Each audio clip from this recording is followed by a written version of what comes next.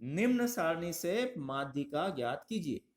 यहाँ पर वर्ग दिया है 0 से 10, 10 से 20, 20 से 30, 30 से 40, 40 से 50।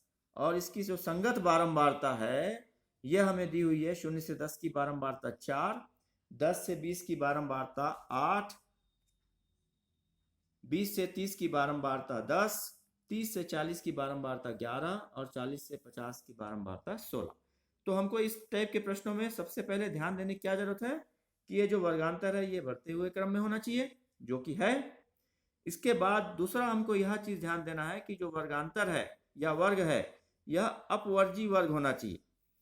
अपवर्जी वर्ग, अब यह थोड़ा सा आप समझ लो कि अपवर्जी वर्ग क्या होता है कि यदि किसी बारंबारता की उच्च सीमा, देखो ये जो दो सीमा रहती है, पहले वाले को हम क्या बोलते हैं, बाएं हाथ वाले को निम्न सीमा और दाहिने हाथ वाले को, बड़ी वाली जो नंबर है उसको क्या बोलते हैं, उच्च सीमा। तो किसी भी वर्गांतर की उच्च सीमा उसके अगले वर्गांतर की यदि निम्न सीमा होती है, मतलब दोनों आपस में एक ही नंबर होते हैं, इसकी उच्च सीमा क्या बन जाएगी, अगले वर्गांतर की निम्न सीमा। फिर इस वर्गांतर की उच्च सीमा अगले वर्गांतर की निम्न सीमा, फिर इस वर्गांतर की उच्च सीमा अगले वर्गांतर की निम्न सीमा। तो मतलब ये इस टाइप से अगर रहेगा तो इस प्रकार के वर्गों को हम बोलते हैं अपवर्जी वर्ग। तो हमारा जो वर्ग है वह अपवर्जी होना चाहिए। तो यहाँ पर प्रश्न में पहले से ही हमें यहाँ पर वर्ग किस प्रकार का दिया है, अपवर्जी। इसके बाद इसकी जो संगत बारंबारता हम यहाँ पर प्रश्न में लिख लिए 4, 8, 10, 11, 16।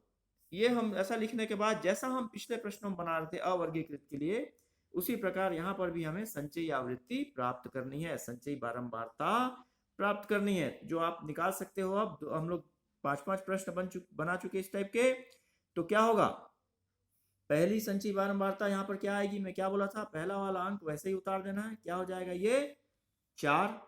उसके बाद अगली संचयी आवृत्ति क्या होगी, 4 का योग किससे हो जाएगा, 8 से, 4 और 8 12, 12 का योग किससे हो जाएगा 10 से, तो 12 और 10 22, 22 का योग किससे हो जाएगा अगली बारंबारता 11 से, तो 22 और 11 कितना हो गया 33, और 33 का योग अगली बारंबारता 16 से, 33 और 16 कितना हो जाएगा 49, कितना हो जाएगा ये 49। और ये जो लास्ट वाली जो संचयी आवृत्ति मिलती है इसे ही हम क्या मानते हैं, n, क्या मानते हैं n। ठीक है। अब हमको वर्गीकृत आंकड़े के लिए अगर माध्यिका ज्ञात करनी है तो थोड़ा सा अंतर है, आप ध्यान देंगे। हम यहाँ पर सबसे पहले जैसे ही हमको n प्राप्त हो गया, n कितना मिल गया 49, तो हम यहाँ पर क्या निकालेंगे, सबसे पहले क्या निकालेंगे हम n/2, क्या निकालेंगे n/2। तो n/2 हमारा कितना होगा, देखिए 49/2, 49/2 भाग दे दीजिए, 2 से जाएगा 2 दूनी 4, फिर बचा 9, 2 चौक 8, हासिल बचा 1, नहीं जाता, क्या लगाएंगे दशमलव और शून्य लगाएंगे तो एक क्या बन जाएगा 10, 2 पंचे 10, कितना आ गया 24.5। जब 49 में हम 2 से भाग दिए कितना आ गया 24.5। अब हमको यहाँ से माध्यिका वर्ग पता करना है, तो हम क्या करेंगे, देखेंगे कि ये 24.5 किस संचयी आवृत्ति के अंतर्गत आ रहा है। तो देखिए मैं बताया था ये कैसे करना है हमको, 4 से बड़ा है 24.5, ठीक है, 12 से ही बड़ा है, 22 से ही बड़ा है, लेकिन 33 से छोटा है। अर्थात हमारा जो संचयी आवृत्ति जो हमको लेना पड़ेगा वो किसके अंतर्गत लेना पड़ेगा हमको, ये किसके अंतर्गत आएगा 33 के अंतर्गत आएगा। ठीक है। तो जो 33 के अंतर्गत का जो ये जो वर्ग है, ये वाला वर्ग 33 के संगत जो ये वर्ग है यही हमारा माध्यिका वर्ग होगा। तो यहां पर हम क्या लिखेंगे, चूंकि चूंकि 24.5, चूंकि 24.5 कॉमा संचयी आवृत्ति किसके अंतर्गत 33 के अंतर्गत आएगा,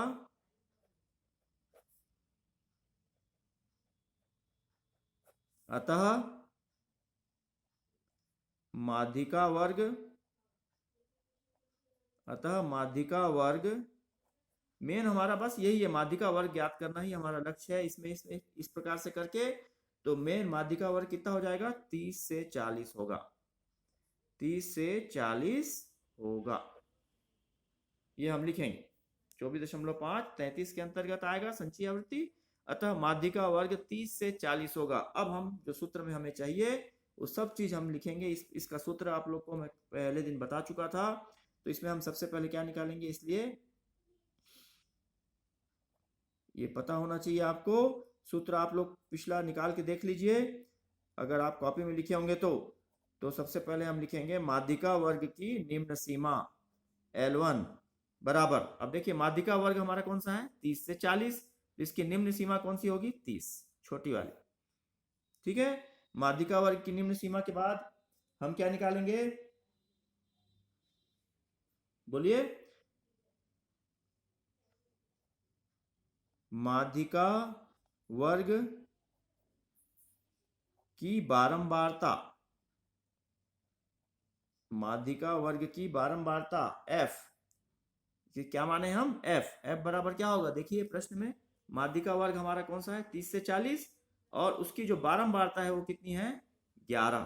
तो यहाँ पर माध्यिका वर्ग की बारंबारता f बराबर कितना आ जाएगा, 11। इसके बाद हमको क्या चाहिए होता है, माध्यिका वर्ग से ठीक पहले, आप लोग भी साथ साथ में नोट करते जाइए, ठीक पहले वर्ग की संचयी आवृत्ति, संचयी आवृत्ति जिसे हम क्या कहते हैं, CF। तो क्या बोल रहा है, माध्यिका वर्ग से ठीक पहले वर्ग की संचयी आवृत्ति। तो देखिए माध्यिका वर्ग कौन सा है हमारा, 30 से 40, उसके ठीक पहले वर्ग कौन है, 20 से 30, और उसकी संचयी आवृत्ति कितनी है, 22, मतलब इसके ऊपर वाली संचयी आवृत्ति कितनी है, 22। तो क्या आ जाएगा यहाँ पर, 22। और अब एक चीज और हमको लास्ट में लेनी पड़ती है, माध्यिका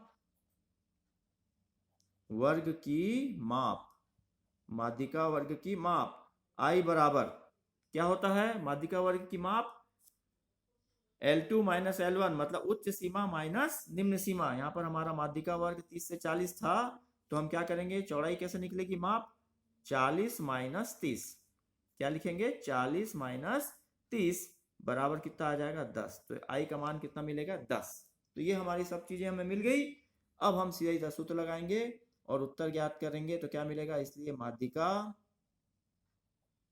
MD बराबर, सूत्र आपको याद होना चाहिए, बहुत सूत्र याद होगा तो उसके बाद बनाना आसान हो जाएगा। तो सूत्र है माध्यिका MD बराबर L1 plus N/2 minus CF बटा F गुणित I, गुणित I। अब देखिए यहाँ पर सब चीज हमें पता है, अब आपको सिर्फ यहाँ पर सूत्र में मान रखना है। L1 कितना है, देखिए L1 बराबर 30 धन N/2 हमें कितना मिला है, देख लीजिए प्रश्न में, N/2 बराबर मिला है 24.5। यहाँ पर क्या आ जाएगा, N/2 के जगह 24.5 माइनस CF हमारा कितना निकला है, 22, तो ये हो जाएगा माइनस 22 बटे F कितना है हमारा, 11 बटे 11 गुणित I कितना है यहाँ पर, 10, कितना है, 10। अब इसे सिर्फ हल करना है, हमारा उत्तर आ जाएगा। तो ये हो जाएगा 30 धन 24.5 माइनस 22, तो ये दशमलव वाली संख्या है, तो इसको हम 22.0 कर सकते हैं। तो 5 में 0 गया 5, फिर है दशमलव, 24 में से 22 गया 2, 2.5 बटे 11 गुणित 10, 2.5 बटे 11 गुणित 10, तो बराबर क्या आ रहा है, देखिए 30 धन 2.5 को पहले 10 से गुणा कर दो, तो कितना आएगा, 25 बटे 11, तो बराबर यहां पर 30 धन 25 में 11 से भाग दो, तो जा रहा है 11 दूनी 22, हासिल बचा 3, क्योंकि 11 से छोटा हो गया इसलिए क्या लगाएंगे, दशमलव, बन जाएगा 30, फिर से 11 दूनी 22 बन जाएगा, उसके बाद कितना, 8 बचेगा, तो 11 सत्ते 77, तो कितना आ जाएगा, इसको जोड़ दीजिए, 30 और 2.27 मिलके हो गया 32.27, ये हो गया हमारा उत्तर।